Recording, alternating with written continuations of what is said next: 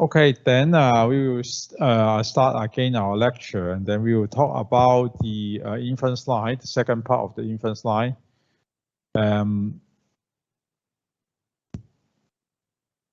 So again, we have the so-called the inference line for the floor girders first. Now, actually, before we mention about the inference line for the beams, and actually, you know that from the loading system, basically we will transfer our loads to the slab first. And then from the slab, actually, we will transfer the loads to the beams. And afterward, from the beams, the load will be transferred to the girder. So below this one is actually the girder. Then if you take a look from the side, actually this is the slab. And then below actually it is the beam here. And then below the beam actually it is the girder. So when there is a point load, it moves along the slab. Actually the loads will transfer or will be transferred to the beam first. And then from the beam it will transfer to the girder. So by using similar approach, when we have our unit load which transfer on the top of the girder, actually it's on the slab, and then from the slab we transfer the load to the girder. And then we know that the values FB and FC. Then if you want to find the shear force at the location P here, then actually just cut the free body diagram, and then you can find either the shear at the P or the moment at the P. Similar to the beam before, actually you can plot the so-called the girder for the moment and then for the shear. So actually for a specified point on the girder, if you want to find the inference line for shear or the moment, actually we will follow the same static procedures. And then we will cut the free body diagram and then find the so-called the internal moment or internal shear by the same procedures. And then here I just show you an example here, and then you can see that I have a girder, and then it is A and F. So again, if I want to plot the inference line for the girder, I will put the unit load at different location, and then to find the values at different location, and then I can plot all of them so that I can find the inference line for the girder. So you can see that I can put the point load at the location 0. Then for this one, it is at the 0. Then you can see that all the loads actually is at the AY. So the point load is actually at the ends of the beams. And then if I want to find what is the shear within the location CD, then you can see that I can just cut the free body diagram, and then I will find the VCD is actually equal to 0.333. Okay, it's the AY here. I mean the VCD here is actually equal to 0.333, so I can plot right here. And then I can put X at the 3 meter, or I can put X at the so-called 6 meter. So you can see that if I put it at the 6 meter, right here it is equal to -333 here. And then if I put it at 9 meter, then I will find the values again equal to 0.333. If I put it at 12 meter, because it's on the top of another support here, so the shear at the VCD actually is equal to 0. So as you can see here, it is actually very similar to the case of the beam. And then similarly, actually we can find the inference line for truss. Actually, it is for truss member. Well, if you still remember, for truss, actually, we will first transfer the loads to the bridge deck. And then afterward, the loads will transfer to the stranger. And then from the stranger, it will transfer to the floor beam. And then finally, the loads will be transferred to the joint here. Okay, so it is from the slab first. And then it will be taken by the stranger. And then the loads will be transferred to the beam here. And then from the beam, the loads will transfer to the joint or the truss. So for here, actually, we can again use similar way to find the inference line for the members. I will move the load along the truss, and then I can use the so-called the method of joint or method of section to find the member force, and then I can plot the member force for different values of x. Then I can find the inference line for a member. So here I will just show you by an example. You can see that I want to find the inference line for the member GB here. So you can see that this is the member GB. So I want to find the inference line for this member. What I should do is actually I will put the point load at different location. Say I can put the point load at the location A, and then I will find the force within the member BG or GB. Then the second case is that I can put the point load at the location B. That means X is equal to 6 meters. And then I will put it as 12 meters, 18 meters, and 24 meters, and so on. So actually, you can see that I can put the loading at different locations. Again, 0 meter, 6 meter, 12 meter, 18 meter, and 24 meter. Then for each case, actually, I can use method of section or method of joint to find the force of FGB. Then you can see that when X is equal to 0, the FGB is equal to 0. Then when the X is equal to 6 meters, then FGB is equal to 0.354. And then the value change to a negative value, that means it is in compression when it is on 12 meters and 18 meters. So you can see that for all the cases, actually there is a value for the member. So we can say that it is actually a primary member because actually at all the joints, the members is not a zero force member. There's always a force within the member GB here. And then if we plot the values on the diagram, you can see that FGB will be a positive value at the 6 meters, which is equal to 0.354. And then 12 meters, actually it is a negative value, 0.607. And then 18 meters, it is equal to negative 0.354.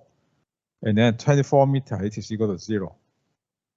So actually, this is the so-called the inference line for the member, for the truss member, okay?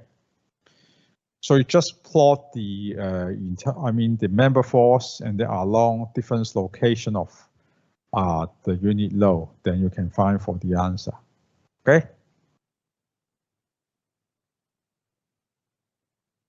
And then you can also find the maximum inference at a point due to a series of concentrated load. Now you know that actually for one load, when there's a structure here, if I just apply one load here, then here I apply say 10 kN, then I can use the inference line diagram as I mentioned before. If I want to find the support reaction at A, this is AY, and this is the AY value. I will just use the point load this value, saying that it is equal to, for example, it is equal to 0.75. Then I can find AY is equal to 10 times 0.75. And then immediately I can know the support reaction is equal to 7.5 kN, okay? This is the way how I can find the support reaction directly. However, actually for the vehicle, sometimes we have several concentrated load. Because for vehicle, sometimes it has several wheels.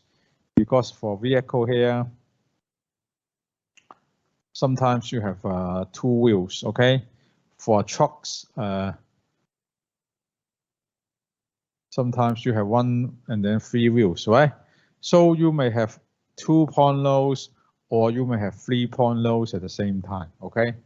So if there are more than one concentrated load here, then say it is 20 kN and then 30 kN, then what you can do, actually you just find the support reaction in a similar way.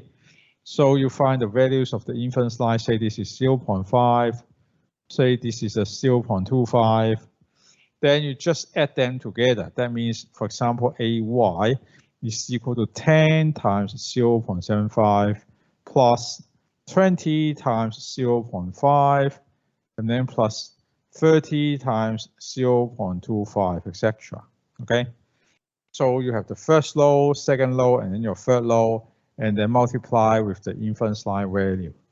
Then you can find the support reaction due to a series of concentrated low. Okay, so for here, actually, for example, you have a vehicle, and then the lows is equal to 4.5 kN, 18 kN, and then the last one is also 18 kN. Then you have a shear inference line here, which is you have the shape like that, and then you try to find what is the maximum shear force due to a series of concentrated load, just like the one that we shown here. Because when the load actually pass across the beam, in this case, it is from right to the left. So we want to find a maximum shear for our design. Because actually when the wheels at different location, then actually the shear at the C will be different, okay? Then I just mentioned that how to find the shear at the location C. You just use the loads and then multiply with the inference line value. Then you can find for the answer. Now, if I want to find the maximum shear, then you can see that the maximum value here is equal to 0.75, right? So my force should be put right here, here, and then here, right? 4.5 kN, and then 18 kN, and 18 kN. Why I should do that? Because actually this force must be multiplied with this maximum value so that I can get the maximum shear. Do you agree? And then I will assume that my 4.5 kN is at the location at the point C. And that is on the right-hand side of the point C because it is 0.75, right? And then if it is on the left-hand side of the point C, it will change to negative 0.25. So in this case, I would put my point low or concentrated low on the right-hand side of the point C.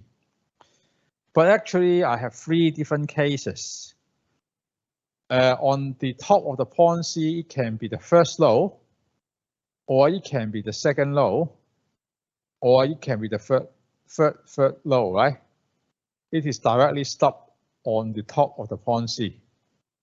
So I have three cases. For the first case, 4.5 directly stop at the top of the point C, okay? So I need to try this one first and then to see what is the shear force under this one.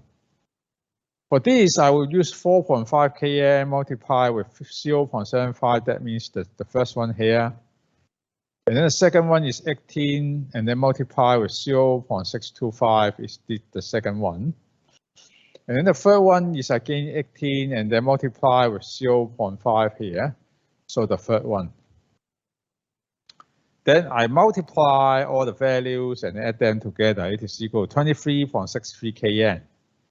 So I can find for the shear force at the location C for the case 1, okay? And then for the second case, as I mentioned, the 18 kN can be at the top of the point C here, okay? So for here, you can see that 4.5 have a values of negative 0.125. So it is 4.5 multiplied with 0.125. And then the case here is 18 times 0.75. And then last is 18 times 0.625. So you can see that the second case is equal to 24.19, okay? And then the last case is that the last point low can stop on the top of the point C. Then if in this case, then 18 we multiply with 0.75. and then 18 will multiply with 0.125, and then 4.5 will multiply with 0, right? So it is 4.5 multiplied with 0, and then 18 will multiply with a negative 0.125, and then the last one is 18 multiplied by 0.75. Then I can get the share. So comparing the three cases, you can see that the second case is the maximum. So right here, we have a values of 24.19 kN. It is the maximum value. Do you agree? That means the second wheel, when it stops on the top of the point C, then I can get the maximum shear force at the point C. So this is the most critical case, okay? And then I need to try all the three cases so that I can find for the answer. However, if you have many wheels, it is very difficult for you to try all, and it will cost you a lot of time. Instead of finding the actual shear, we will try to find the so-called increment or the change of the shear. So from here, you can see that from the first case to second case here, you can see that if I consider from the first case, case 1, to case 2 here, then actually you can see that the shear, actually it is increasing. So the change of the shear is positive. It is increasing, okay? So if it is increasing, that means we have not reached the critical case yet, okay? And then you can see that from case 2 to case 3 here,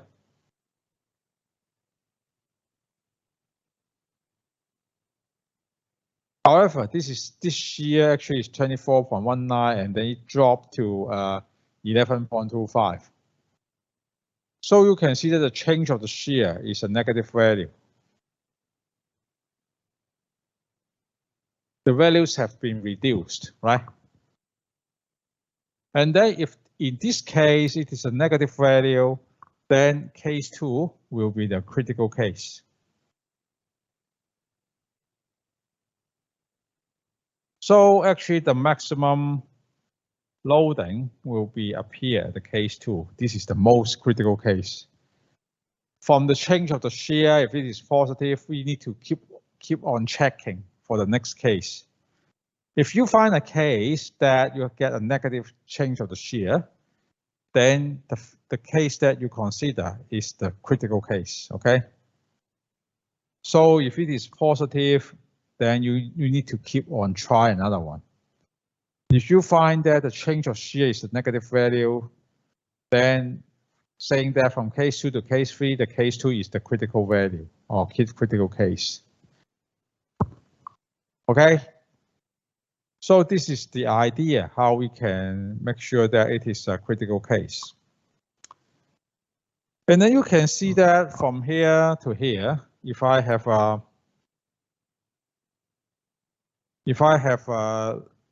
inference line value, something like that, this is for the support reaction. And then this is my beam here.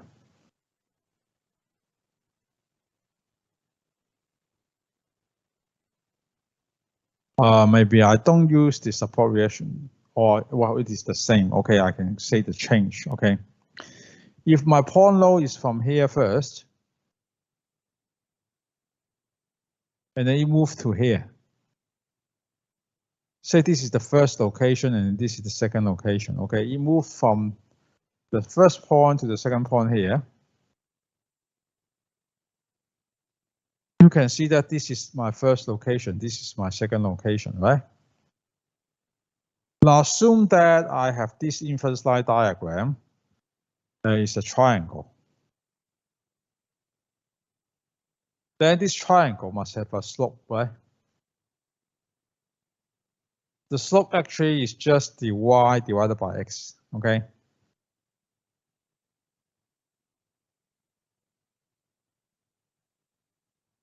Then maybe I move from my first location, I call that is equal to x1 and then move to x2, okay? Then the distance between these two is actually equals to x2 minus x1, okay? And then I just consider this small triangle here. This small triangle, I've just put it here. This one is x2 minus x1, okay?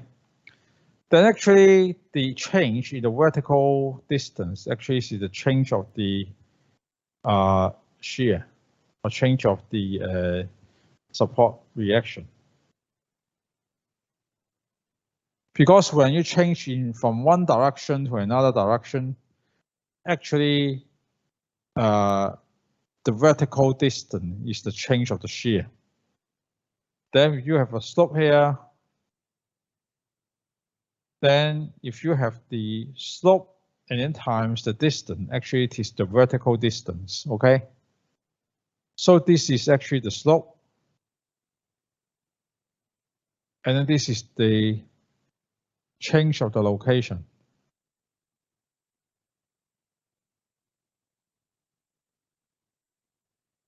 That means you move from x1 to x2, then this is the change of the location, and then multiply with the slope. Then if this is not 1 kn, it is a pkn, then you just have s times x2 minus x1. This is the change of the shear for unit load. But now your load is pkn, so you multiply with p. So this is the change of the shear. You know what I mean? Just when you move along the beam, actually this is your inference line. And then actually the vertical distance here is the change of the shear. So you just have the slope and then multiply with the distance. That means you move from x1 to x2, then you can find the vertical value. Then with the vertical value, you just multiply with the load, because actually it is a point load, and then the point load value is P. Then you can find the change of the shear, okay?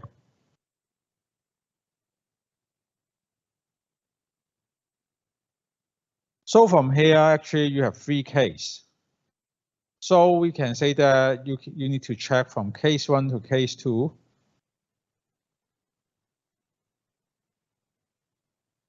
You will find a change of the shear.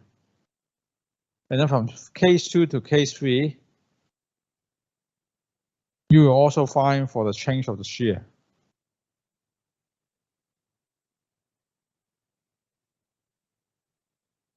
If it is a positive value,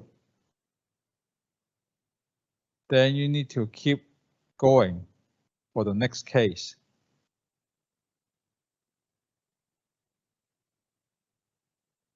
However, if it is a negative value, then case 2 is the critical case.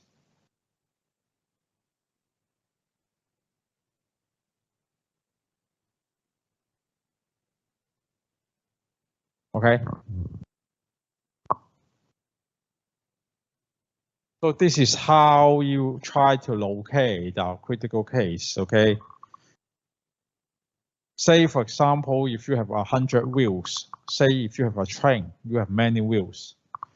Then if you use try and error method, then actually you need to try 100 cases. But if you use the change of the shear, if you get a positive value, then you need to keep on check the next case. However, if you check that the value is negative, then you have already found the most critical case. So this is the quick method for you to locate the so-called critical case.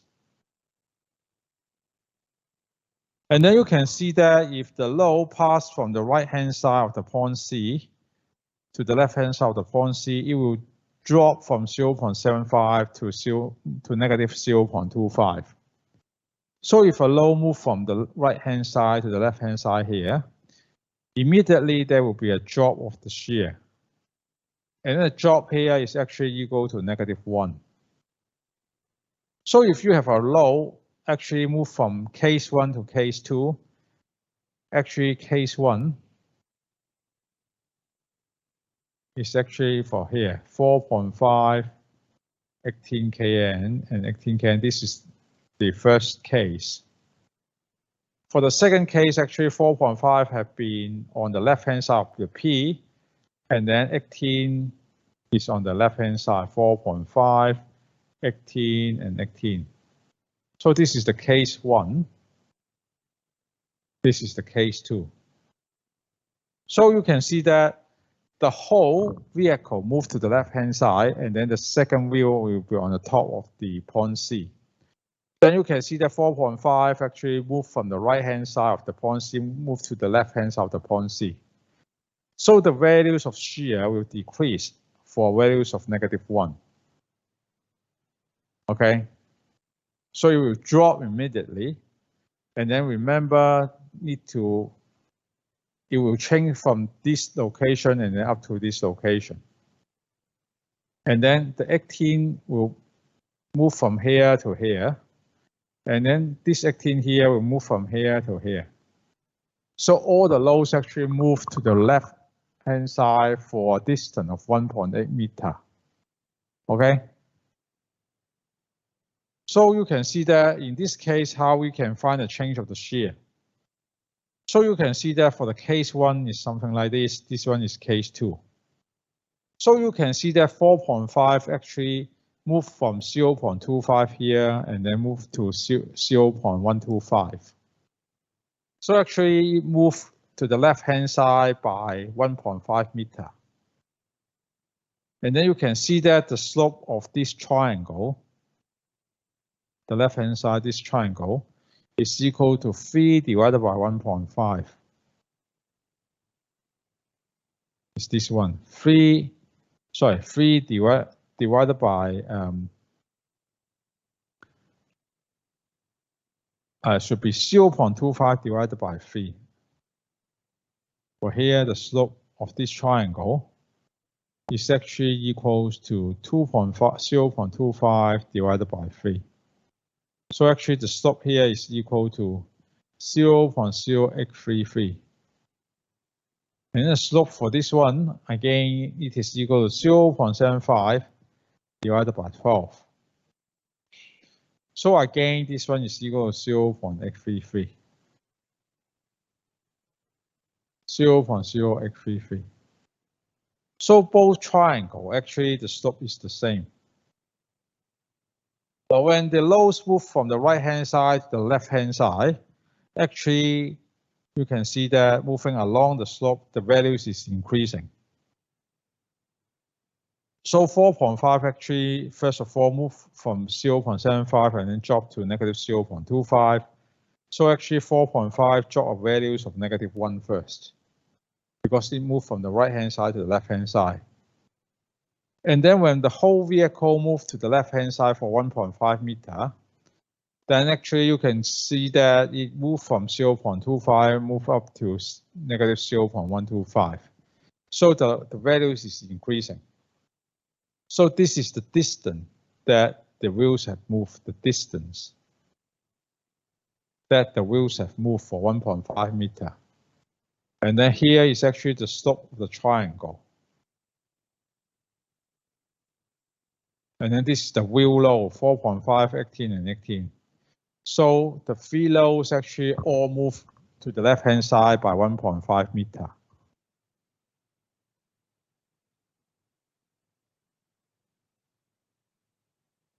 So you can see that the change of the shear is a positive value, plus 0.563 kN. So we need to keep checking because we have not found a critical case yet, okay? And then for the next one is from the case 2 to case 3.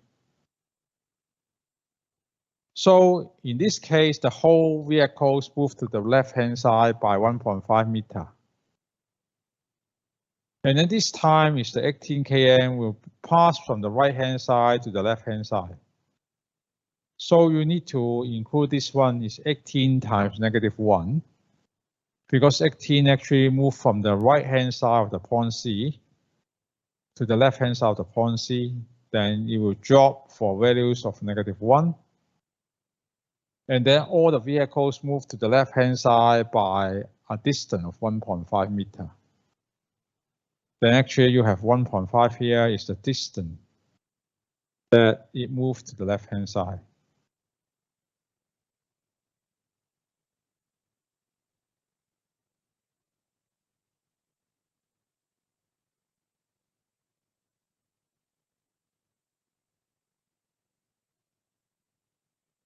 Then this is the slope of the triangle. And then these are the forces, because all the three forces actually move to the left-hand side by the same amount.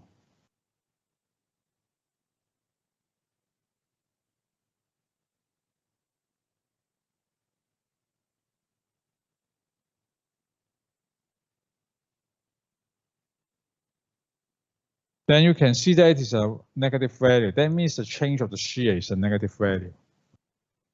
Then if it is a negative value, that means case 2 is the most critical case.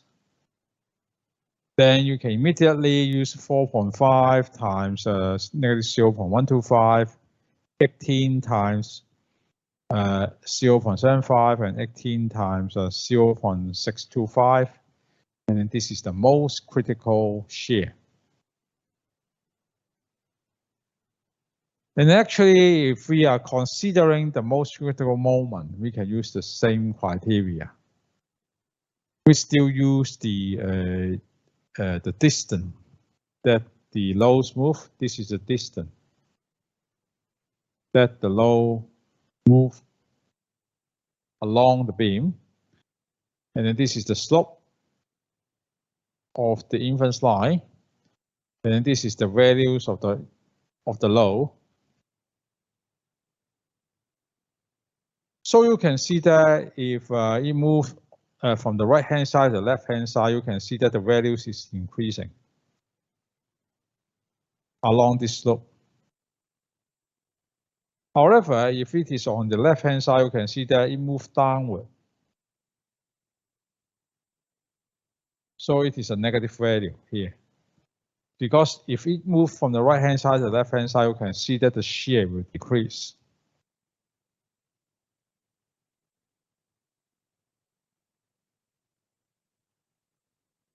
So you can see that for the first case, actually, the first load is on the top of the point C. For the second case, it's actually the second load is on the top of the point C. So again, there's some question mark here, but the question mark is actually the bracket.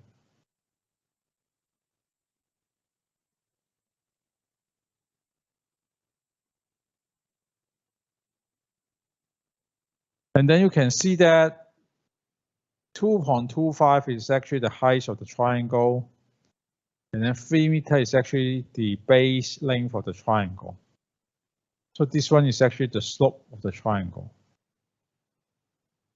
And then 2.25 again is the height of the triangle. 12 minus 3 is actually the base length of the triangle. So this is also the slope of the triangle. And then remember, this one is a negative value, because actually you can see that it will drop the values when it moves to the left-hand side. And then for here, you can see that the values is increasing. So it is a positive value. So it is a negative value here. So you can see that the 9 kN actually will move down the slope. So actually it is 9 is the force times the slope, and then it moves for a distance of 1.2 meter. Because you can see that the second load moves on the top of the point C here. So the whole vehicle moves to the left-hand side by 1.2 meter. right? From case 1 to case 2. And then both 18 and then 13.5 kN move along the slope, and then it is increasing. So both of them is 18 and then 13.5, and then times the slope, and then times the distance of 1.2. So for this case, actually, it is the positive value. That means we have not reached the critical case yet. So actually, it is a positive value, okay? So we need to try case 2 to case 3. And then again, here is the bracket. Don't worry about that.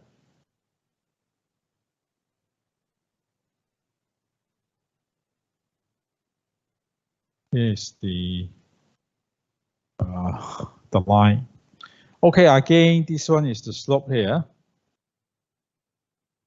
of this triangle, because it is 3 and then 2.25 divided by 3. And then here is actually the slope of the other triangle. Actually, this is the slope again. Then for the third case, you can see that, well, this is the second case, 18 is on the top of the point C. And then for the third case, actually, you can see that 13.5 kN is on the top of the point C. That means the whole vehicle moved to the left-hand side by 1.8 meter, right? So the last wheel is actually on the top of the point C. So you can see that both 9 and 18 meter, these first two, will move down the slope. So it will create a negative value here. And then for the force, 13.5 kN, it is on the right-hand side, actually move along the slope, and it is a positive value. So 13.5 here is actually the last low, and then the slope is positive, while it moves for a distance of 1.8 meter. And then you can see that the change of the moment is a negative value. That means you have reached to the critical case. And then in this case, it is from case 2 to case 3. And then we can say that case 2 is the critical case. That means case 2 will create the most critical moment. Okay? When the vehicle moves along the structure.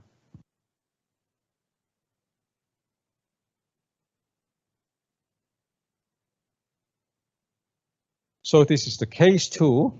So the loads we'll put here, and then put here. This is 9, this is 18, this is 13.5. This is case 2.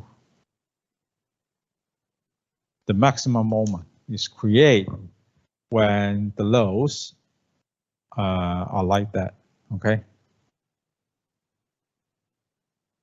Okay. Then there's another example which is more tedious or more troublesome, because you can see that you have a bridge here, and then you consider the point B, and then the length of the bridge is 3 meters on the left-hand side from the midspan, and then again 3 meters on the right-hand side from the midspan. For the vehicle, you can see that the total length is equal to 4.5 meters. Now, what does that mean? When the first load, 18 kN, apply on the top of the point B, and then you have 14.5 at the second load, and then the third load is 67.5 kN. Now, all these loads actually are in the decking, because right here is 2.7 meters. However, the last load, actually it is quite long, the vehicle, it is 1.8 meters away. So the last load for the case 1, actually it has not entered the bridge yet. Just 3 loads are in the bridge, okay? So this is the first case, 18 kN is on the top of the point B. And then 40.5 also at the bridge. 67.5 kN just entered the bridge. While 45 kN is out of the bridge. It has not entered to the region of the bridge. And then when you consider case 2, this is case 1, right? When you consider case 2, actually it enters a little bit. And then 40.5 kN is actually just reached the point B. Then you have 67.5 kN. And then 45 kN has not entered the bridge yet. Then for the case 2 here, actually the whole vehicle moved to the left-hand side by 0.9 meter. Right? Then you can see that the 18 kN actually moved for 0.9 meter. 40.5 kN actually also for 0.9 meter. And then 67.5 kN, it also moved for 1.5 meter. However, in this case, 45 kN still has not inside the bridge yet. It is outside of the bridge. Okay. So actually it is right here, you can see that it is 1.8 meter. So here it is 1.2 meter because the bridge width, I mean the length of the bridge is just 3 meter. So it is actually still 0.6 meter away from the bridge. So if I check from case 1 to case 2, you can see that this is case 2.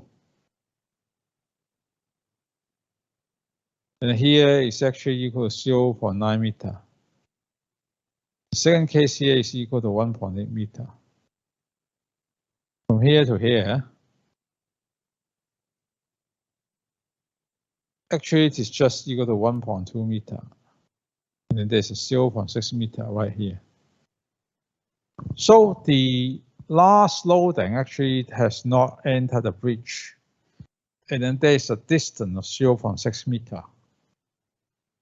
So from case 1 to case 2, actually the first free load, it moves for a distance of 0.9 meter. But the last case, I mean the last load, 45 kN has not entered the bridge yet. So right here, you can see that this is the bracket again. So the slope of the triangle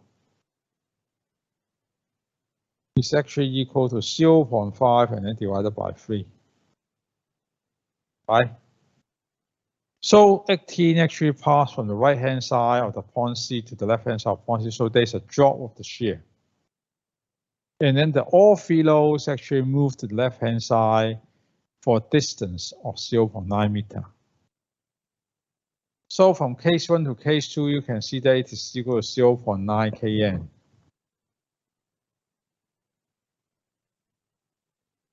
Because actually it is a positive value, then we have not reached our critical case yet. So again, we need to keep on trying. And then afterward, this is case 3. And then for this case, the whole vehicle moved to the left-hand side by 1.8 meter. Again, this is the bracket.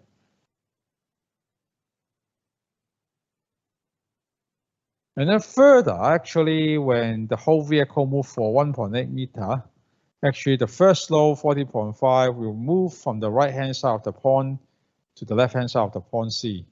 So here you will include this 40.5 times -1. And then all the three loads, 18, 40.5, and 67.5 will move at a distance of 1.8 meter. So the first three load will move at a distance of 1.8 meter. However, the last load, it just entered the bridge for 1.2 meter. So the last one actually will multiply with 1.2 instead of 1.8. Because actually the vehicle is too long, although the whole vehicle moved to 1.8 meter, but the last load actually just moved in for 1.2 meter. So we need to multiply with 1.2. And then you can see that it is still a positive value. That means we have not reached our critical value yet, okay? Okay, the last case that we need to consider is 45 kN, which is on the top of the pond C, right? And then if the 45 kN moves at the top of the pond C, is it B or C? Oh, B, sorry about that. It's the top of the pond B. Then what's the distance of all the loads moved? Right here, you can imagine it's 45 need to be on the top of this point.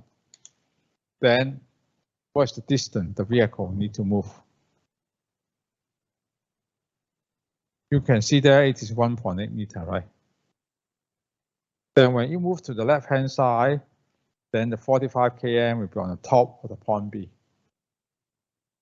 And then you can see that for here, this load can also still move for 1.8 meter. And then you can see that for here, you just have 1.2 meter left.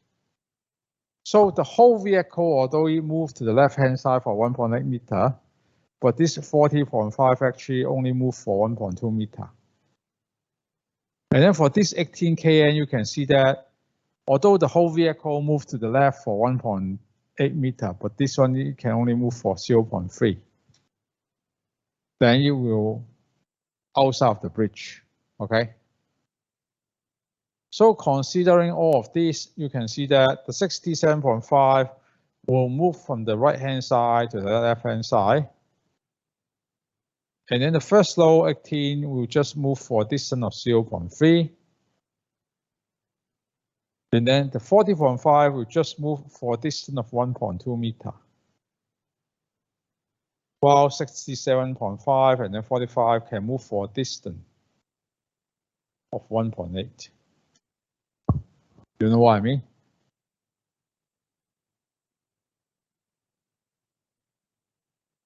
And then you can see that the change of the shear is negative 24.8. That means actually the vehicle have been reached a critical case at case 3. So if you have a negative value here, means you're from case 3 to case 4. That means you have a negative value. That means case 3 is the most critical case.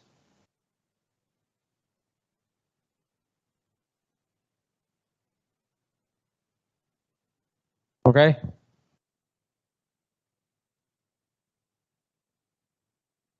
So case 3 is the 67.5 is the top of the beam. So in this case, 18 will multiply with negative 0.005. 40.5 will multiply with 0.2. And then 67.5 will multiply with 0.5. While 45 will multiply with 0.2. Then you add them together.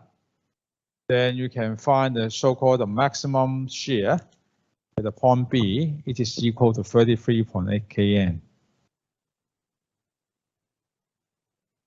Okay.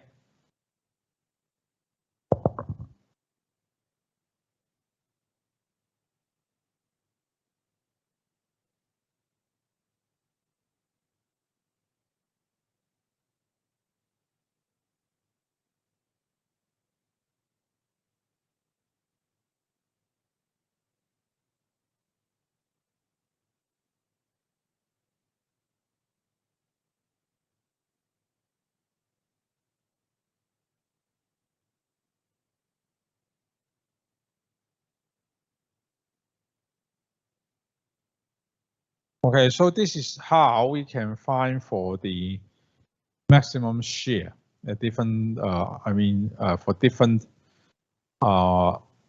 location of our wheels. Because when the wheels passing through a point, then actually can be at different location. And then we find that when 67.5 at the top of the point B, then the shear, the location B will be the maximum, okay?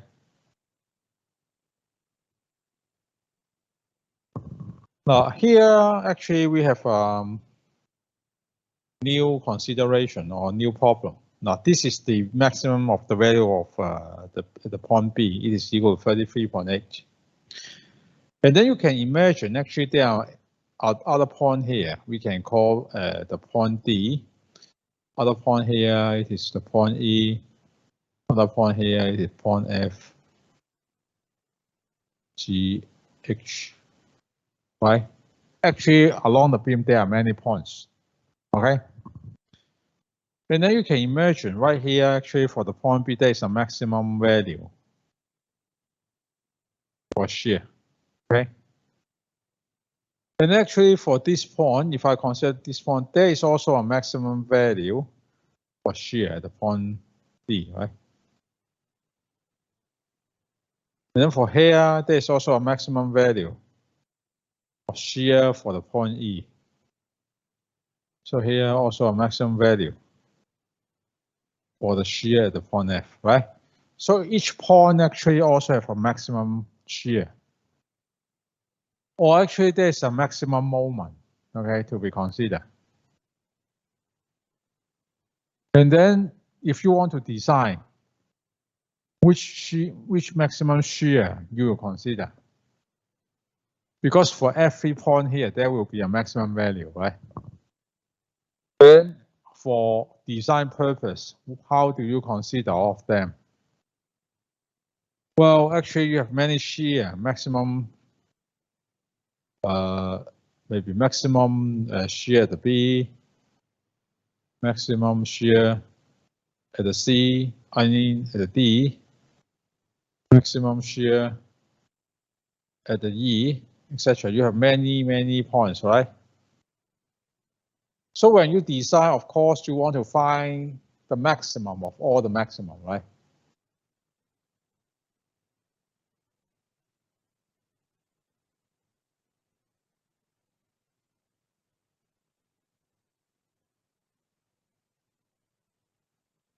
Of course, for design purpose, I should find the maximum value among this number for my design. Do you agree?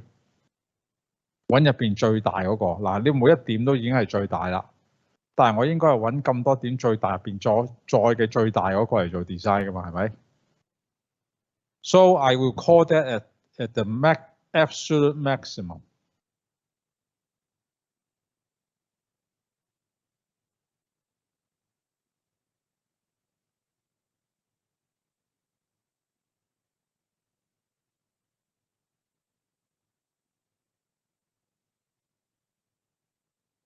Do you agree? I want to find the maximum among these maximum values. Okay.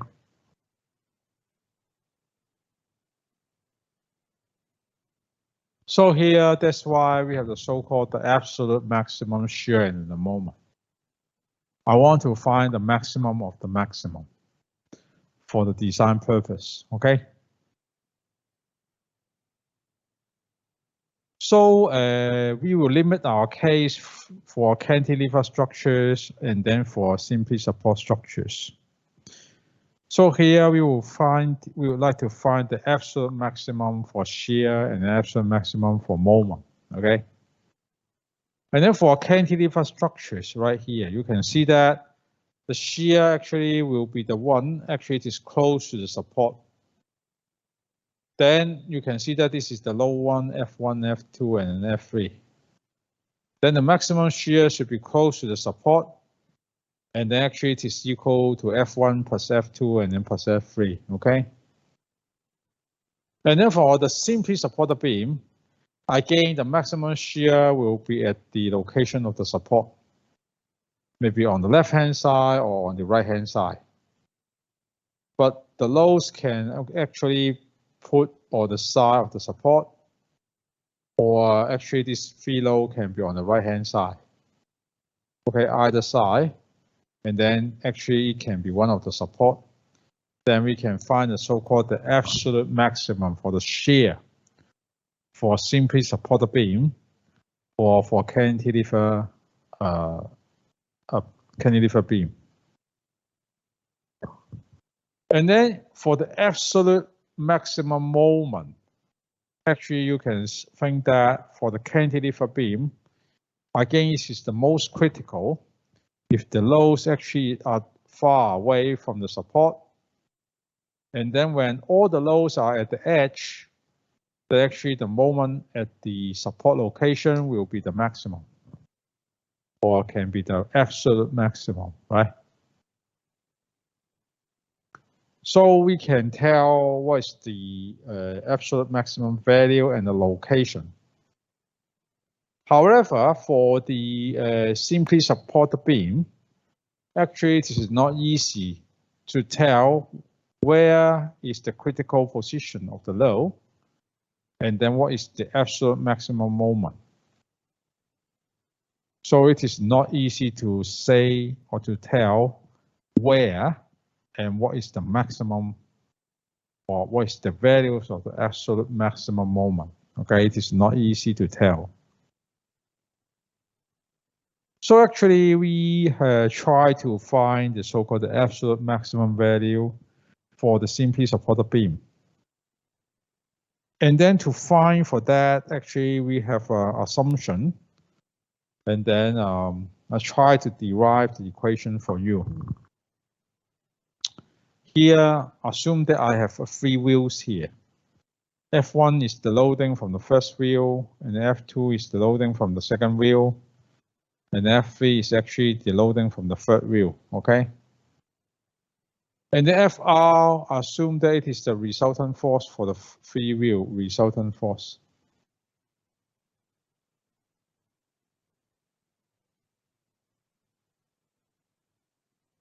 Okay. And then I will say that there is a center line of the beam.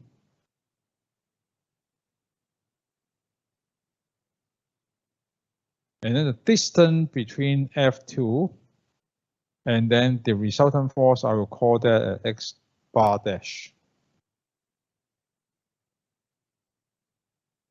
The distance between F2 and the center line, I will call it X. So this is actually, we try to find out the so-called the location of the absolute maximum value or absolute maximum moment, and then the value of the absolute maximum moment, okay? Okay, for here, we assume that F2 is actually one of the force here. And then we assume that the absolute maximum is actually at the location of F2. That means if I cut a free body diagram here, and then I consider this free body diagram, the moment, if I can find a moment here, the moment here will be the absolute maximum moment. This is my assumption. 我當係咁先. I assume that it is something like that. So here, if I consider the free body diagram, it will be something like that. I have my moment here. And then at the location of F2, I will have the absolute maximum moment. And then the F1 is actually is here.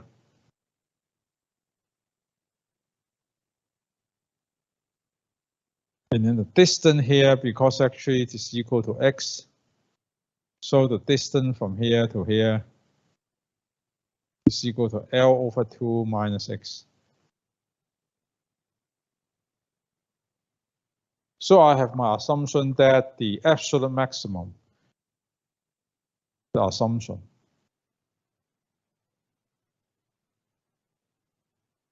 absolute maximum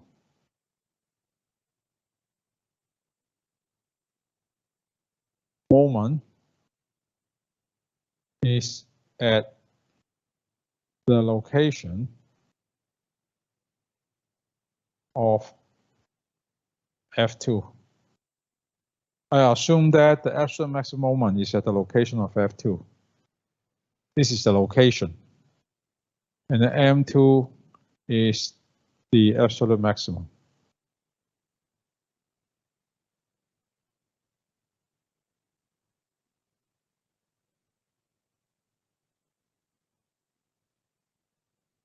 Okay, this is the first assumption. The absolute maximum moment is at the location of F2. The second assumption is that M2 is the absolute maximum moment.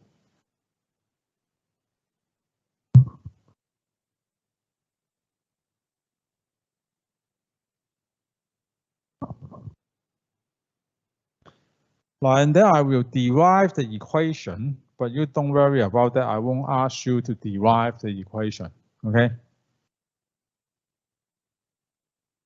Because from here, if I consider the moment equilibrium, again, there's some question mark. Sorry about that, because there is some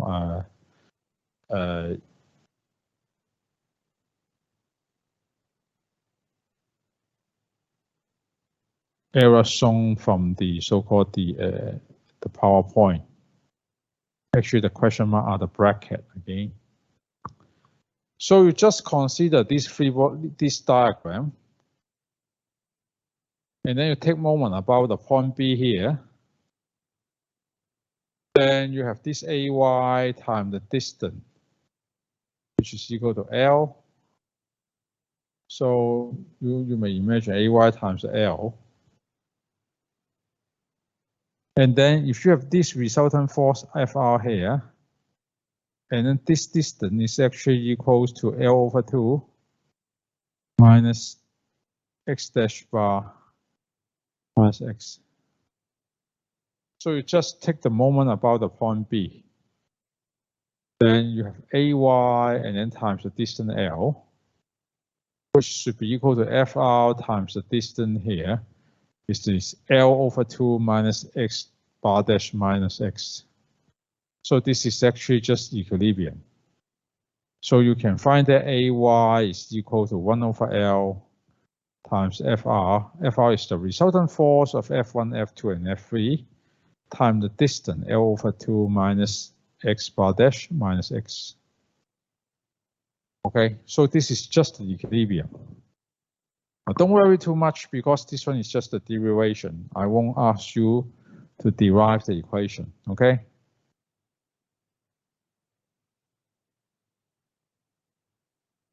Sorry about that, this is the bracket again.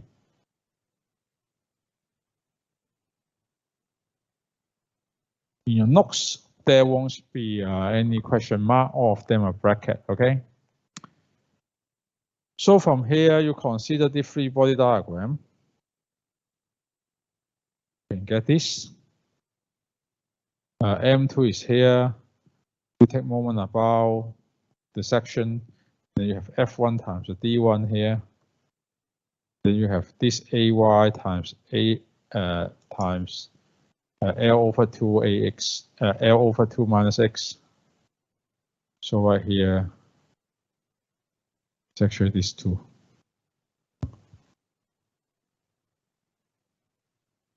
And then previously, you just saw that AY is equal to L over 2 minus X dash bar minus X and then times FR divided by L. So actually this one is AY. So you just substitute AY here.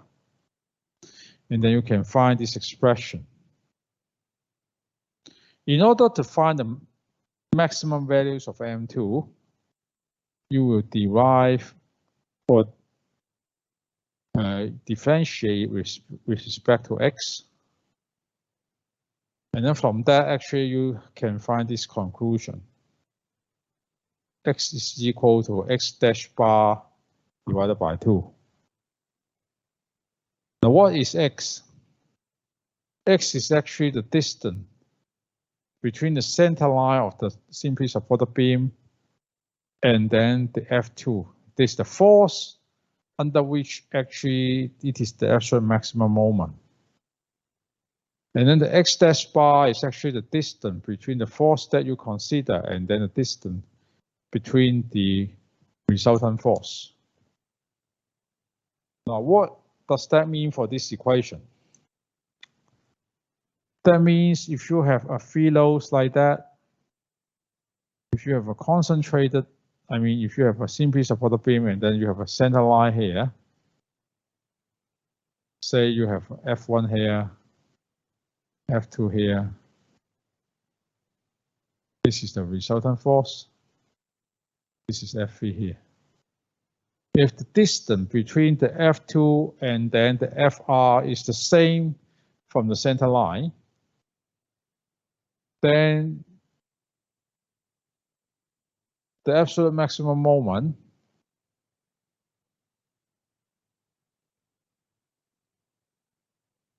will be at the location of point F2.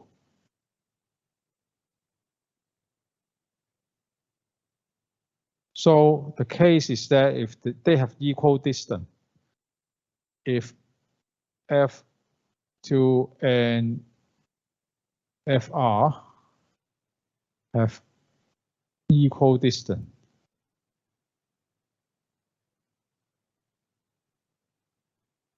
from the center line,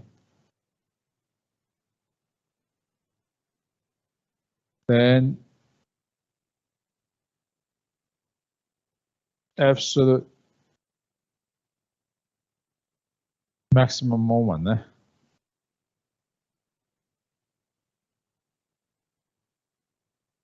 will be at F2 and the value is M2.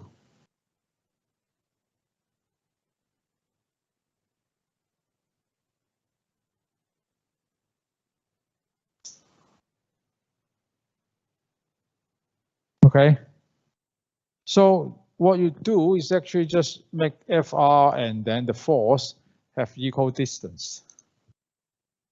Then the maximum or absolute maximum moment will be at the location of F2. And then the value will be M2. OK， 即係話咧好簡單，你只要將你考慮嘅力同埋咧你嗰個 resultant force 嘅距離咧，啱個距離係一樣嘅，由個 center line 嗰度計起啊。如果你可以將擺到咁樣，咁咧你個 absolute maximum 嗰個 moment 咧就會係喺 F2 嗰個位㗎啦。同埋個 moment 咧就會喺 F2，你 cut 個 free body diagram 揾出嚟嗰個 moment 咧就會 absolute maximum 嗰個值，得唔得？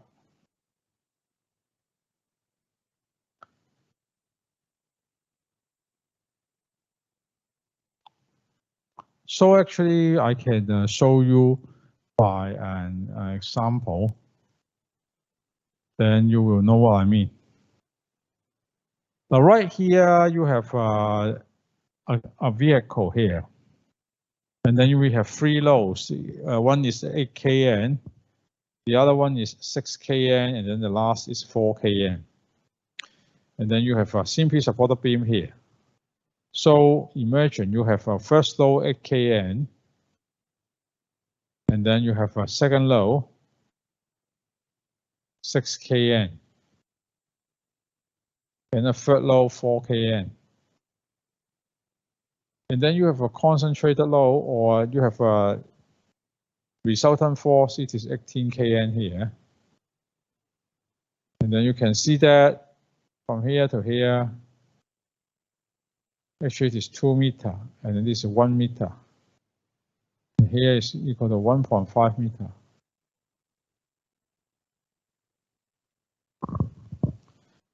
So how can I arrange my load so that the center line to the resultant force and the force that I consider have equal distance? So I have two cases for that. Case number one, this is my simply supported beam. This is my center line.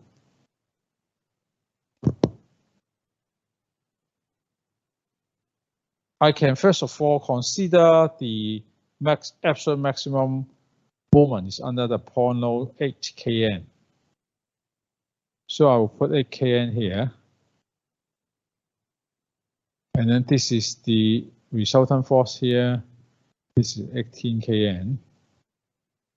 They have equal distance. If they have equal distance, say both of them is 1 meter. And then I have my 6 kN here and 4 kN here.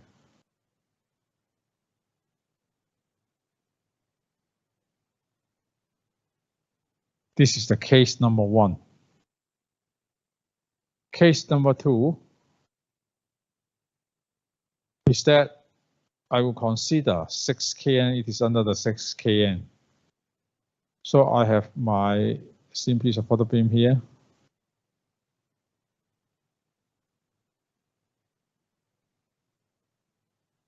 And then I will consider the resultant force actually is on the left-hand side of the center line. And then I have a center line at the middle. Then it is 6 kN here. And it's 4 kN here.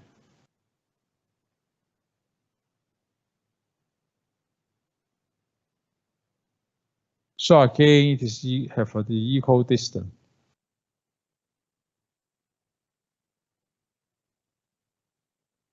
So if it is equal distance, both of them are equal to 0.5 meter.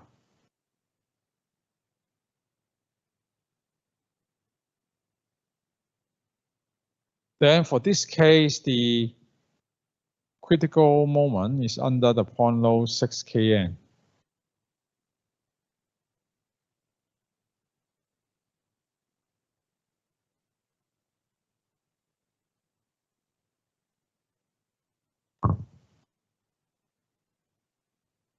So you can see that I have 2 cases. For this one, actually, I will assume that it is under the point load 8 kN.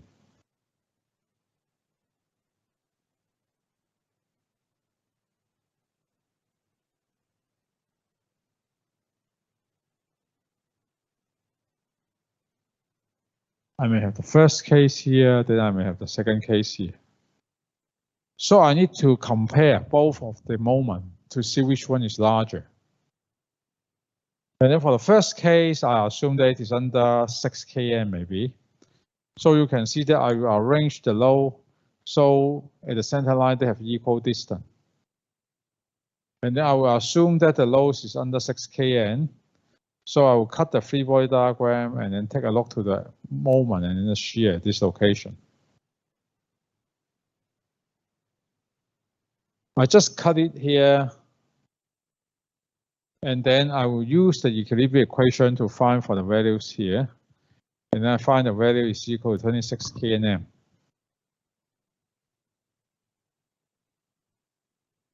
For other case, actually, I assume that it is under the 8 kN at the absolute maximum.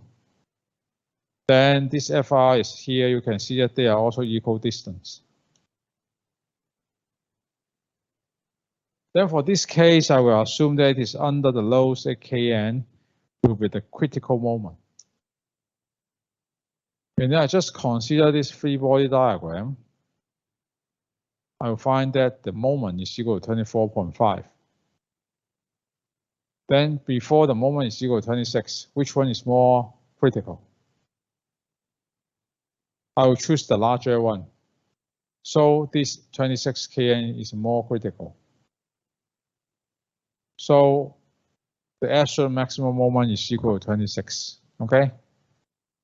嗱，我可以咧係喺8 kN 同埋 FR 之間，或者 FR 同6之間都得嘅，係咪？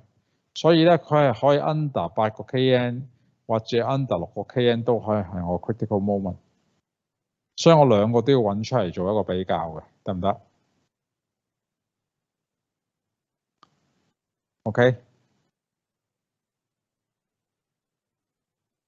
因為我唔知個 critical moment 喺邊，佢可以喺 under 8個 kN 或者 under 6個 kN 都得。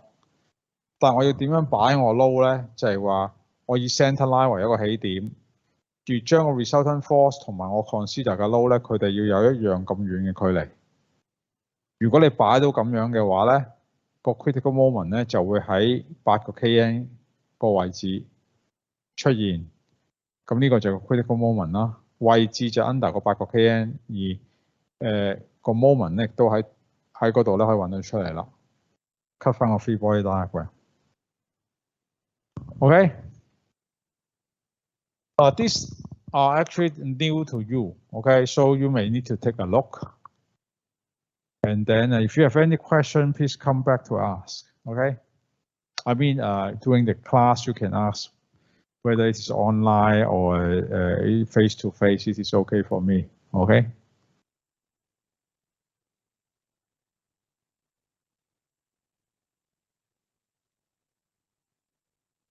Sorry, Sir，我想問下咧，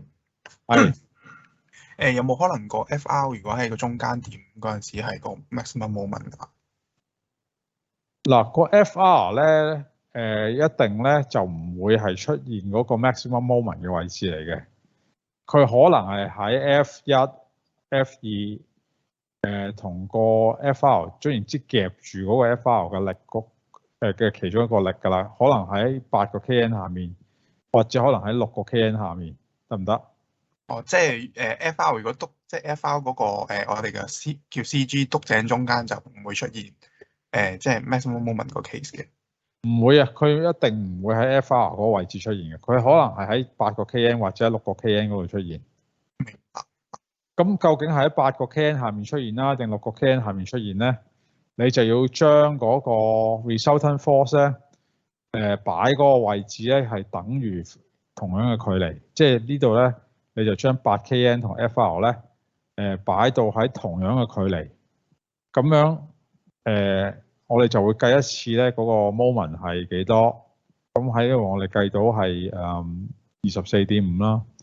咁喺頭先個 case 咧，我哋咧就會計當佢係 under 6啦，咁所以喺 FR 同埋6之間咧，我哋又要擺個 equal distance，咁然後咧我就喺6嗰度 cut 開佢，就再 check 個 moment，咁個 moment 咧今次係 check 到26嚟，咁我就26同24.5都要比較，睇下邊個大啲，咁就攞大啲個為之 critical 咯。個意思因為佢一定係出現喺8或者6下面㗎啦。因為佢個 FR 係夾住喺呢兩個力中間啊嘛。係。咁但係如果 FR 嗰18 kN 係篤正個 center line 咧，篤正個 center line 都唔會㗎，即係話，即係你自己而家3個 load 咧，即係你講係邊個 case 篤正喺個 center line 先？個 FR 等於18 kN 啦，跟住如果 FR 嗰條線篤正喺 center line 中間。嗱，你而家3個力咧係18，sorry， 係8個 kN， 係第二個力係6個 kN， 第三個力係4個 kN 咁樣嘛。係咪先？你而家喺嗰條陣上面任你擺嘅啫嘛，你唔知道佢擺喺邊個位㗎，係咪？冇錯冇錯，係唔知。雖然知你個 center line 就喺呢度。係。你嘅意思係佢篤正喺呢個 center line 啊？冇錯冇錯冇錯。咁咪唔係個 critical case 咯？你個 critical case 一定係8或者6下面，而咧佢距離個 center line 咧一定要係 equal distance。係。咁樣嘅 arrangement 咧，佢先至係會 under 喺個8下面，先至係 critical。明白。如果你啱啱篤正喺呢度咧，即係話咧呢個 case 咧唔係 critical case 嚟嘅。明白。即係唔係 absolute maximum。因為佢點解咧？你只有咧，佢頭先做咗呢條式，做咗個 derivation 咧，一定要係 x 等於 x bar dash divided by 2呢個先至會出現個 absolute maximum。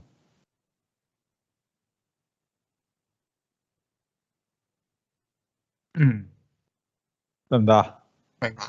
如果你呢個條件唔 fulfill 咧，嗰啲 case 唔係 absolute maximum 嚟嘅，得唔得？明白。OK， 咁所以你一定要擺到佢係 equal distance， 即係一定要呢兩個距離係一樣。咁 under F 2嗰個先至會係 critical moment。OK。或者你個呢個擺喺左手邊啦 ，F 3擺右手邊啦，即係個 center line 喺呢度啦。呢兩個等於咧，咁 under 個 F 3先至係 critical moment。頭先你話啱啱喺中間篤正嗰個 FR 咧，咁 F1、F2 喺呢度咧，咁佢嗰個 case 唔係 critical 嘅，即係唔係 absolute maximum 嚟。OK， 好嘛？好，仲有冇其他問題